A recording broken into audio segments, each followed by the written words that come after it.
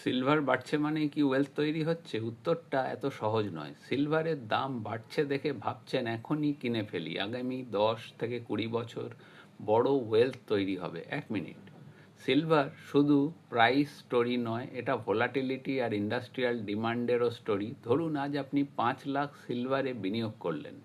কিছু সময় দাম যদি 20% বাড়ে, আপনার ভ্যালু হতে পারে 6 লাখ, কিন্তু একইভাবে মার্কেট সেন্টিমেন্ট বা ইন্ডাস্ট্রিয়াল ডিমান্ড দুর্বল হলে, 20% ডেক্লাইন হলে ভ্যালু নেমে আসতে পারে 4 লাখে। এটাই সিলভারের বড় চ্যালেঞ্জ। এর ডিমান্ডের একটি গুরুত্বপূর্ণ অংশ আসে ইন্ডাস্ট্রি, ইলেকট্রনিক্স, সোলার এবং ম্যানুফ্যাকচারিং থেকে। তাই শুধু সিলভার বাড়ছে শুনে লং টার্ম ডিসিশন নেওয়া ঠিক নয়। গোল্ড বনাম সিলভার মূল পার্থক্যটা কি? গোল্ডের প্রধান ভূমিকা ওয়েলথ প্রিভেনশন অ্যান্ড ডাইভার্সিফিকেশন। সিলভারের ক্ষেত্রে আছে industrial demand plus higher volatility. তাই প্রশ্ন হওয়া উচিত নয় গোল্ড না সিলভার, প্রশ্ন হওয়া উচিত আমার ফিনান্সিয়াল গোল অনুযায়ী কতটা এক্সপোজার উপযুক্ত, প্রাইস চেজিং নয়।